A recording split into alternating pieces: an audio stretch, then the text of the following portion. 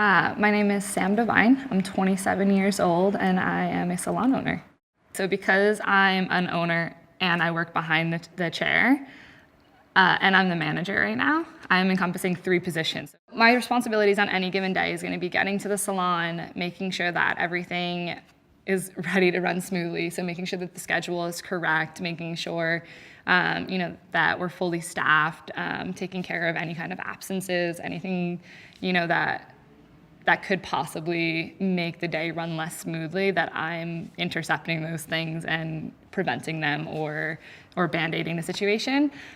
Taking care of the bills, making sure that, payroll is run and payroll is processed, prepping for the taxes, handling any client situations that could possibly come up, making sure our front desk staff feels supported and they have everything they need to do their job really well, making sure that our staff our stylists and colorists have everything that they need to do their job well. Working day in and day out on the social media campaigns that we're doing because it's a very important part of our industry now. So doing those social media posts whenever I have a break, working on my own clients for a good portion of the day. At the end of the day, 2 days a week we run classes for our assistant program. So either myself or one of my lead stylists is going to be leading those classes. So twice a month I'm teaching the education classes that we're having here a couple days a week. And then, this continuous and endless cycle of marketing and bringing new business into the salon. So as a salon owner and behind the chair stylist, I make $55,000 a year, give or take, plus tips when I'm on the stylist side.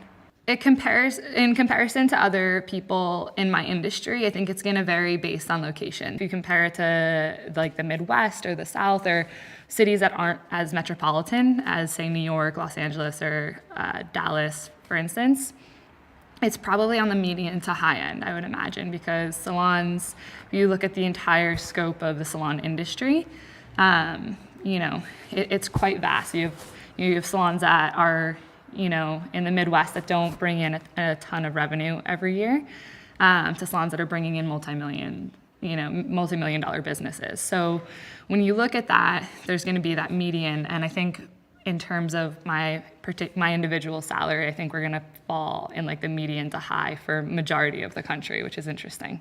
A manager is going to earn in Los Angeles anywhere from $50,000 to $150,000 a year as a salon manager, depending on the level of the salon and how big it is. Somebody who's behind the chair at like the absolute highest, they do in-salon work, they work with their clients, they are on set, they do a lot of photo shoots, they're doing product, like they either have their own product line or they're working with a product line that they are the official spokesperson for. So when you take all of that into account, you can, take a great income of like $100,000 and turn that into a $1 million income very, very quickly. My story of becoming a hairstylist is pretty interesting. In my senior year of high school, I had applied to colleges, went through the whole process that like you're supposed to do, and got accepted to a lot of colleges that I was very proud to be accepted to. I guess I was raised rather traditionally in the sense that like go to school, get good grades, go to a great college, get a good job, and live happily ever after. And I never really entertained anything that didn't require college education. So I had been cutting hair all throughout high school and all of my friends and playing and just having a good time. And I never actually thought about it as a career path because it was never brought up to me that it could be a career path.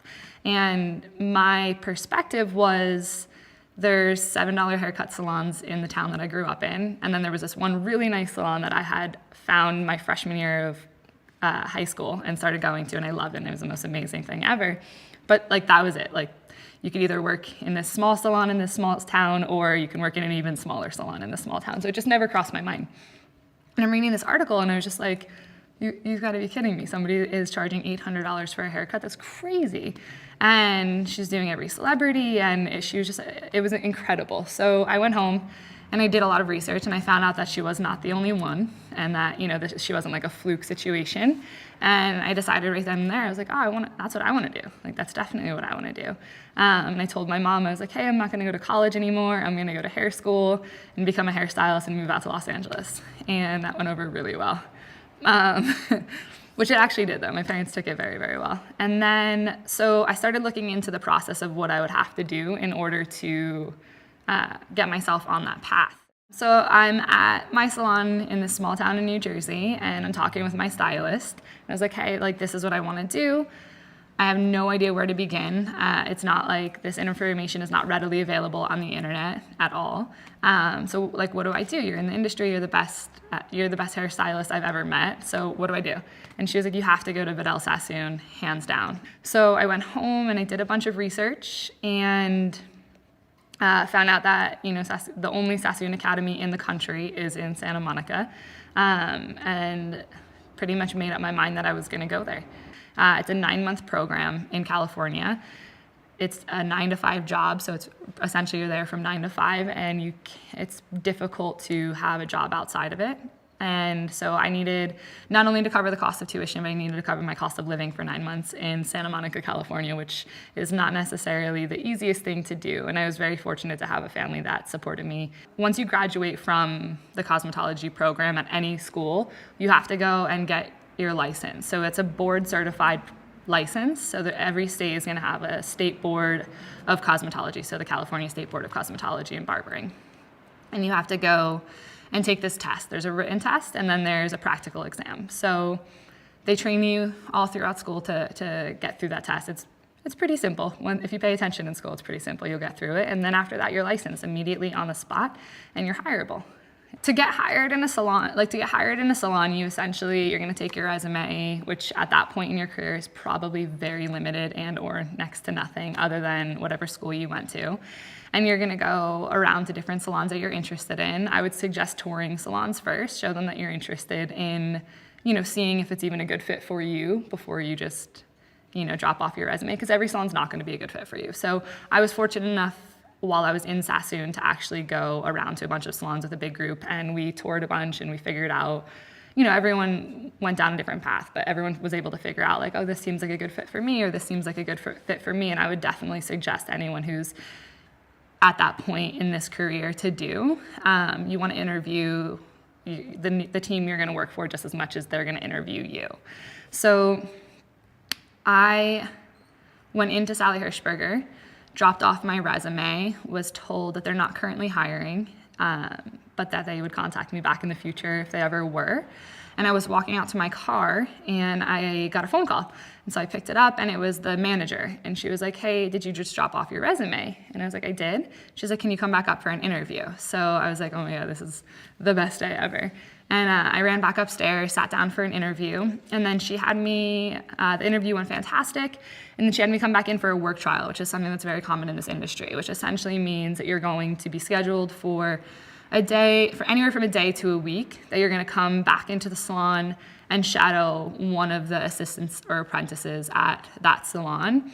And it's pretty much them seeing how you work with the team, whether you're a good fit for the team, and essentially what your work ethic is and how hard you hustle, especially in a city like Los Angeles. So after I did my work trial, it just kind of never ended. I just kept coming back, and 4 years later, I was still there. When you become a hairstylist, you have a couple different options. You can open your own salon, which some people choose to do.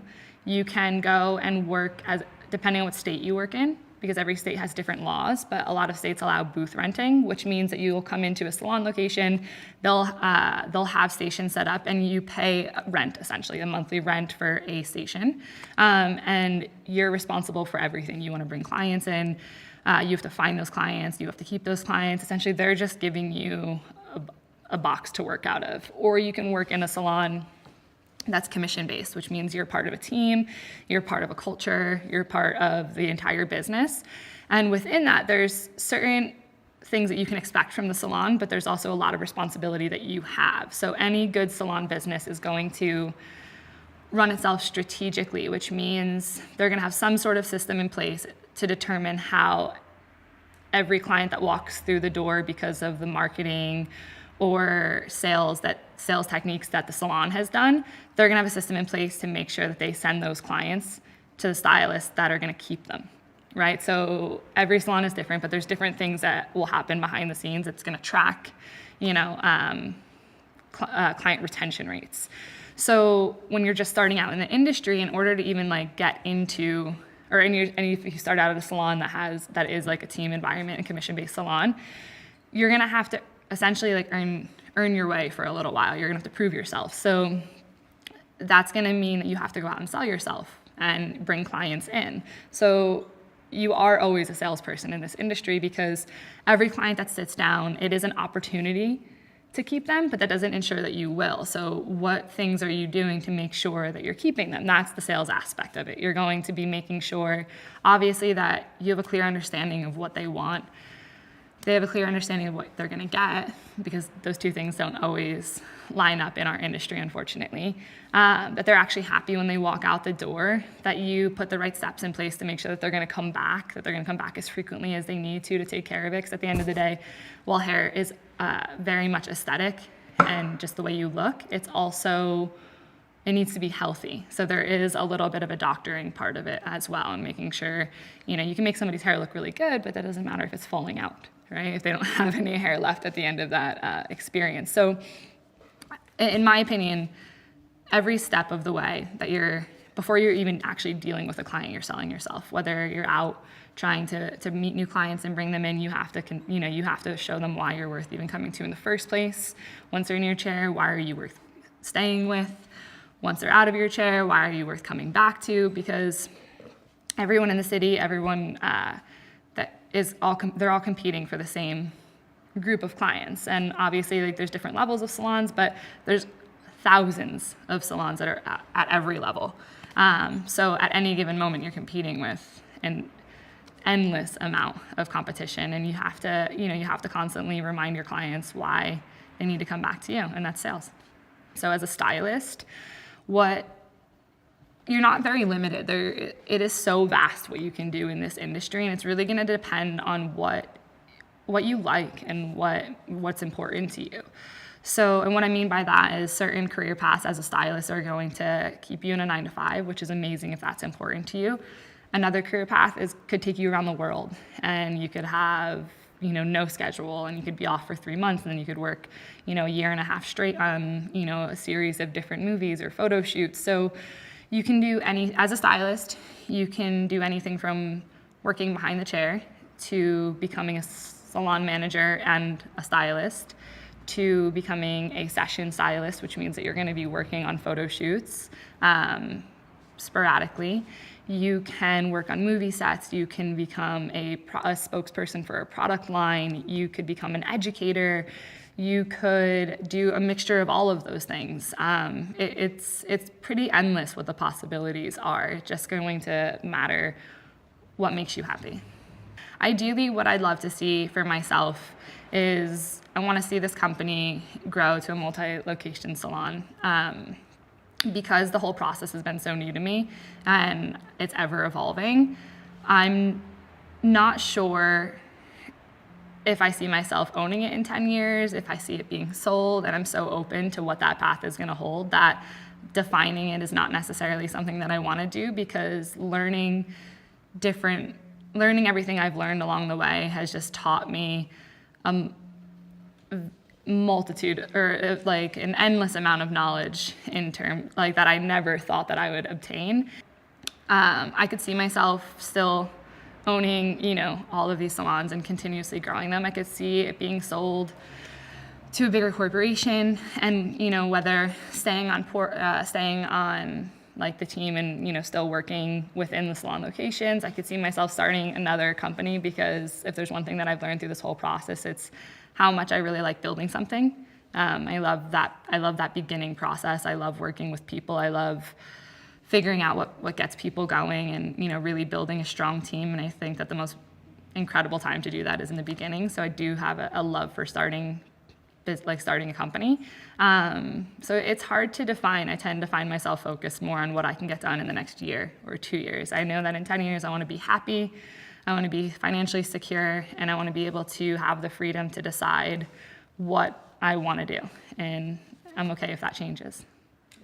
So my advice to anyone who wants to become a hairstylist would be to figure out which path you want to go down, and then you're going to have to go to hair school. So I would suggest going to Sassoon or Tony & Guy if it's even within the realm of possibility for you, because the education that you're going to get there is unsurpassed by none, or surpassed by none. It's phenomenal. It's going to set you up for success. It's deeply valued within the industry. So any salon you walk into anywhere in the country is going to know that you have something of value to bring to the team, without even having to hear you speak or getting to know you at all. They know that you have something valuable. So if that's at all a possibility for you, I would say do anything and everything you could to make that happen. And then after that, I would say you really just have to figure out what's important to you, because as soon as you do that and you have your license, it's pretty much, you can do anything you like. My name is Sam Devine. I'm 27 years old. I am a salon owner and I make $55,000 a year. I feel good about my finances. They're a choice that I made. So I own the salon, so there's a lot of things that I could do. The choices that are important to me are to make sure that we have the funds to open multiple locations. So I set myself up with a very nominal salary. The $55,000 is not the salary that I get. That actually includes my commissions and my tips that I get from my clients. So my salary that I pay myself as a salon owner and the one who runs the salon is substantially lower than that. And I feel good about it. I've set myself up to cover everything that I need. You know, I'm still really young, so I went through that period of living in LA as a 18-year-old through 27 at this point. But in those beginning years of being an assistant, I got by on minimum wage and tips, and so I'm still pretty good at getting by on not too much. And things that have become important to me are saving for my future, which includes saving for the business and obviously my future as well. So I feel good about my finances. They're a choice that I made. So I don't have any college loans, which I am ecstatic about personally. When I went to Vidal Sassoon, it was about $27,000 for the tuition, and at that time they didn't accept financial aid. I don't know if they currently do.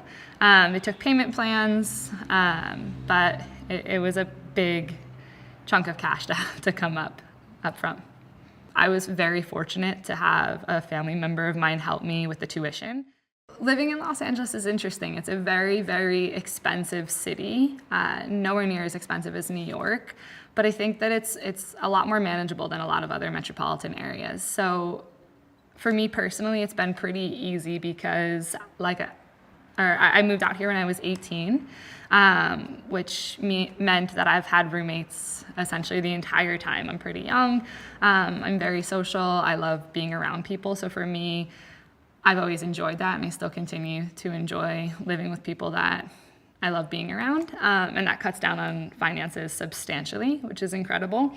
And you just kind of for me personally, I've just figured out ways to make it work. I love this city, and there's nowhere else that I could see myself living. So I think when all other options are off the table, you just figure out how to make what you want work. So my salary that I take home is about $2,200 a month. And then on top of that, my tips and commissions are anywhere from, around another $2,200. So I gross about $4,500 a month, give or take, depending on how busy or not busy the previous month was. Out of the $4,500, I pay about $900 in taxes, $100 a month for health insurance. My rent in Los Angeles is $1,200 a month. My gas and electric is about $250, $85 for TV. I've got all of my subscriptions like HBO, Hulu, Amazon that runs me about $40 a month. My car payment and car insurance is about $400 a month. I do a lot of cooking at home, and so that's about $100 a week in groceries. And then when I go out and, movies and entertainment and stuff, I probably spend about $100 a week on average for entertainment and just random things that are necessary or that I want or need. And then I contribute about $400 a month to my savings whenever possible. So, obviously some months with the $2,200 that I bring home in terms of gratuities and commissions that I earn, that can fluctuate. So my savings will fluctuate with that as well. I am saving for the future. Something that I've been focused on a lot more recently than I have in the past. I've had an IRA set up for a couple years now, and I started contributing about 3 years ago, and then I stopped for about 2 years when I first opened the business. Part of it was because my head was in a million different places, and it was not something that I was focused on, and I was managing it myself rather than having a fiduciary or somebody else manage it for me, which I still do at this point. So now one of the things that I'm really focused on is contributing monthly to my IRA. Anything that's tax efficient is positive in my book. So I contribute monthly to that, and over the next year, I do plan to make more strategic investments in some smart retirement funds. So on any given month, I'll contribute anywhere from $100 to $600 to my savings, and that's just going to depend on how good the previous month was for me in terms of what I brought in. Part of that's going to go into my Roth IRA, and the other portion of it I will keep in cash savings. I am trying to build up a little bit more of cash that's readily available in case something were to happen. I think that that's really important and something that I wasn't focused on for majority of my life up until this point. So I'm trying to do that and build a retirement plan simultaneously. My financial goals are to be more than financially secure. I definitely want to have a lot of financial freedom. For me personally, I want to get to the point that I can give back substantially and also obviously feel secure in everything that I have. So my goals are going to, I think, be dictated by my location.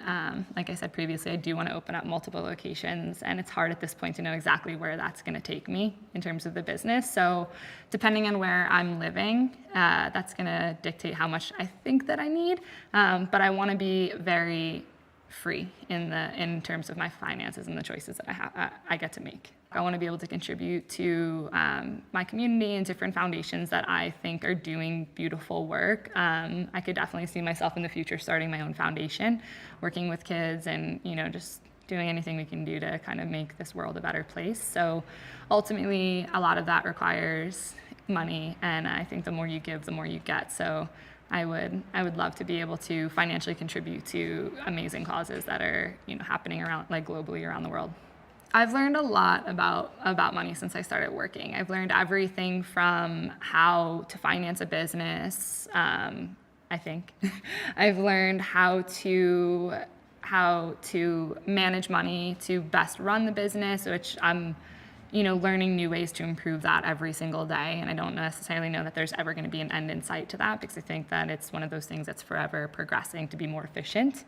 I've learned the importance of having retirement fund, or not retirement, sorry. I've learned the importance of having, cash available in case of an emergency, which, unfortunately I did face at one point in running the business that I didn't have that, and I had to do a lot of work to figure out what we could do instead.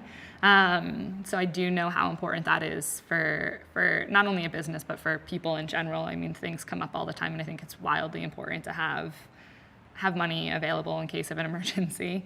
I've learned the importance of financing your retirement. I read a lot, so I actually am just in the process of finishing a book on an investment book right now in terms of strategic ways to invest whatever amount of money you're contributing to your retirement plan, or whether it's a 401k or a Roth IRA.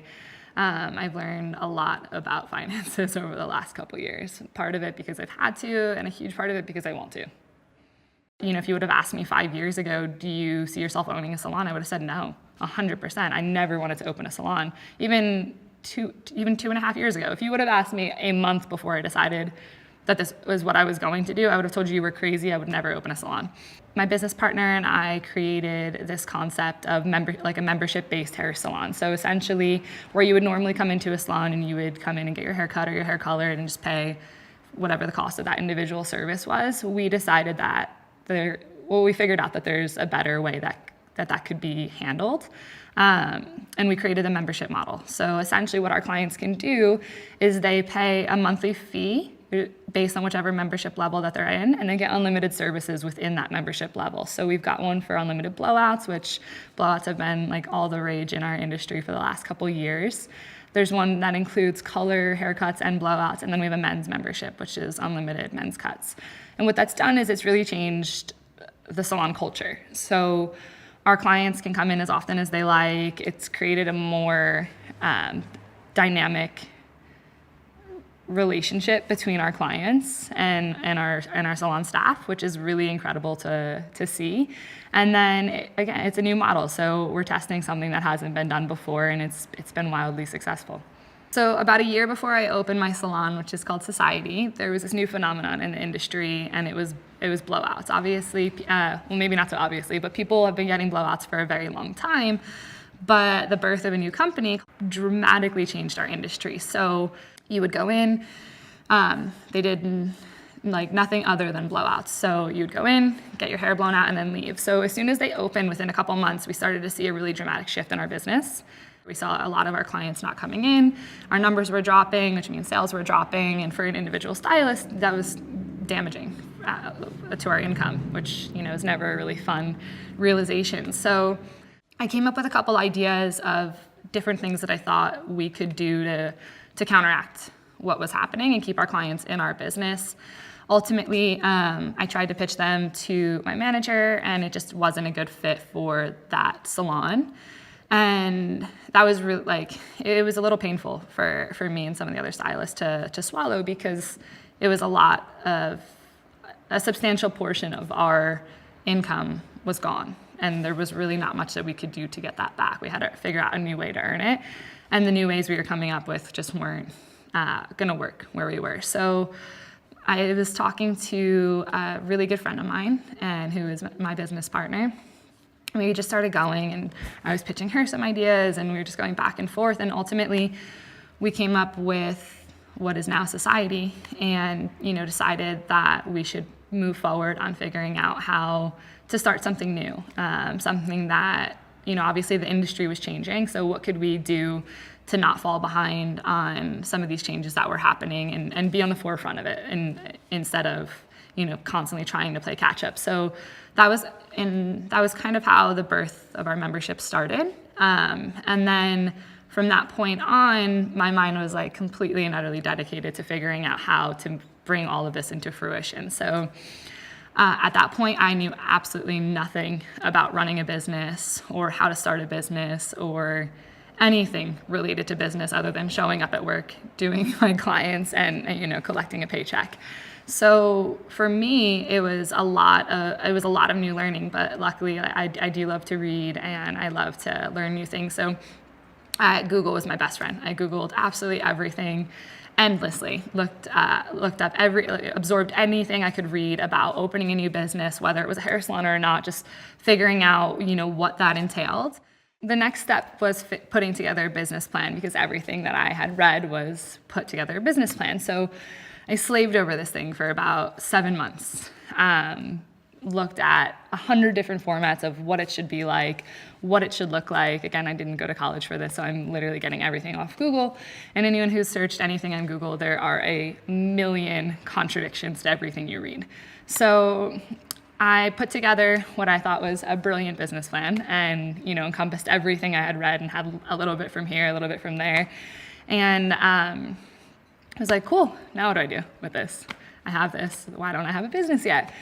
And the next step was raising capital, and finding somebody to essentially fund the process of building the business. And I didn't know what to do. I didn't know kind of where to start with that. I didn't know what that looked like. So I started doing research on that, and then I got really lucky, actually, which I think luck has a little bit to do with it. So I was at work, and I was cutting one of my clients' hair that I had been cutting for a very long time. We always connected over fishing and camping and hiking. And literally, this was the day after I finished my business plan. And he was like, hey, I never actually asked you if this is what you want to do for the rest of your life. And I was like, what do you mean? And he's like, just work here and cut hair. That's awesome, but I just never asked you. And I was like, it's so funny that you asked me. I was like, actually, I thought that was the case. I was like, but I came up with this new business model and I want to start my own business. And he was like, oh, what does that look like? And I gave him the details of our membership business and essentially, what that would look like. And he was like, oh, you should come and sit down with me. And I was like, well, why would I do that? And he was like, do you not know did we never talk about what I do for a living? And I was like, no. And he was like, oh, I own a venture capital firm. And I was like, I know that means that you are, you invest money in businesses. I was like, but isn't that more for tech startups and, everything in Silicon Valley? And he was like, no, we'll sit down and we'll talk. And, gave me his personal phone number and was like, call me and we'll get together. So I went home and I was ecstatic because this, just fell into my lap and it was the most incredible thing ever. So I went home, I scheduled a meeting with him, went through a bunch of, bumps along the path leading up to finally opening, but ultimately was able to raise the funds that we needed in order to open this location. In terms of, for our individual location, what I learned along the process was that I was so far off, and luckily far off in terms of what I thought it would cost us to open the business. When I was calculating it out, I was calculating as if we were going to build from nothing. So buying a piece of land, building a business, and the ground up is how much I could have encompassed with my original budget. We were very fortunate to find a location that was previously a salon, which is a huge game changer if anyone is looking to open up your own salon business. I would definitely suggest, if that is at all a possibility for you, to definitely find a location that was. So we found a location that was previously a salon, which cut our budget by, more than in half.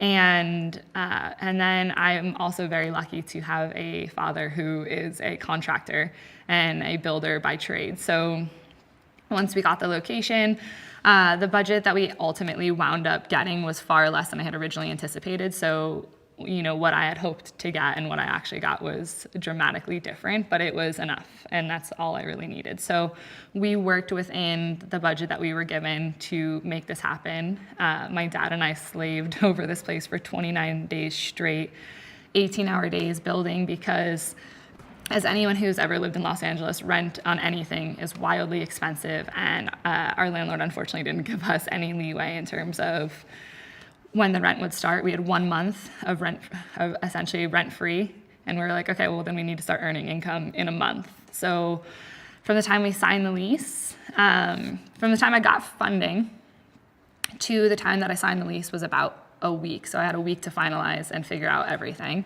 And then from the time we signed the lease to the day that we officially opened and were having our press launch party was 29 days. And we had to completely gut this entire salon and rebuild it from the ground up. And so, working on a budget, we didn't have the budget to bring in a team to do this. So it was literally just my dad and I without a single other person for 29 days straight, no breaks, 18-hour days every single day. I thought I was going to die at the end of it, but hands down, the best experience of my life.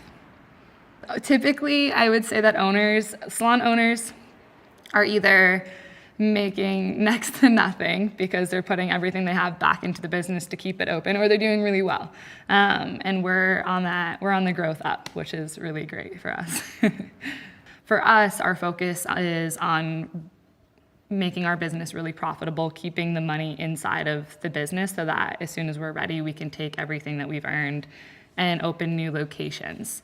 We will have to repay a portion of the funding that we initially received to start the business, and I'm very confident that won't be an issue, which also feels really good. And the reason I'm confident about that is because we've been very systematic and strategic in terms of saving and creating a business and growing this business to a very sustainable point. My job as the owner encompasses anything from training new staff, hiring new staff, creating the schedules, running the business day in and day out, creating the marketing plans, which is figuring out new strategies that's going to work for the business, whether it's, finding a new billboard or sending out, digital marketing campaigns, whether it's through social media or different kinds of ads, and then raising capital. So anytime when we first open, in terms of, raising the funds that we need to get open, and then continuously looking for ways that we can expand. often my goal is to bring new business into the salon. In Los Angeles, it's a really competitive market.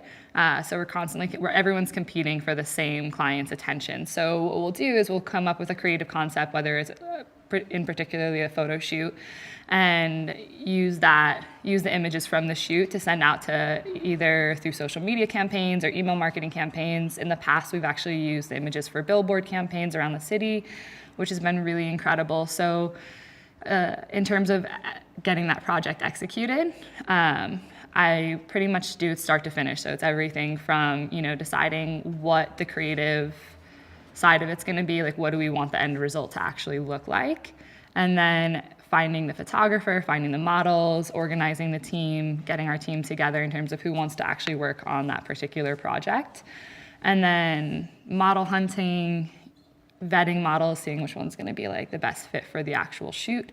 And then, obviously day of and being here, doing the hair, getting the creative looking exactly the way we want it to. So knowing exactly what that image needs to look like for how we're going to send it out, and then getting that image done. And then everything after that into post, which is going to be editing the images and then sending them out through whatever channels we're going to use, whether that's the billboard, email marketing, or social media marketing. So in order to figure out whether the billboard or individual marketing channel that we chose was successful, we have to do like one of two things. So for the billboard in particularly, we will ask every client who calls in where they heard about us from, and majority of the time we get pretty good feedback on that. Sometimes people are a little bit off, but most of the time people will be like, oh my God, I saw that billboard of you guys over on Sunset Boulevard. And we'll track it that way. We have a system in our computer that can keep track of that. And then if it's something that it's more digital, whether it's social media or email marketing, we have built-in systems in place, whether it's through a company like MailChimp or Constant Contact, that's going to track those conversions for us. Our whole process for bringing in new business is very strategic, and everything needs to be tracked. Everything needs to be accounted for. You want to just make sure, or I want to make sure that I'm focusing my energy in the right place all the time, because I tend to be doing a little bit everywhere. So it's really important for me to make sure that I'm focusing my energy on the right thing that's working for us. So being able to track those conversions and strategically see what's working and what's not allows me to pick what works best and move forward in that direction, and kind of not work with things that haven't performed well for us in the past. My worst day on the job was actually really terrible. So when we first opened Society, one of the things that we needed to do in Los Angeles was get a publicist, a PR agent. And so I again was really lucky to have a really good friend who referred me to her best friend, who is an incredible publicist. So we started working with her right away. Over the first year of our relationship, she quickly became one of my dearest friends. Worst day on the job was that she unfortunately passed away while we were working. And that was really, really difficult. She was my teammate, even though she was not my business partner. She was my teammate through every single aspect of the business, and that was really difficult. I attribute so much of our initial success to Courtney and the work that she did. So when she passed away, it was difficult on every level. Obviously, on a personal level, I was shattered.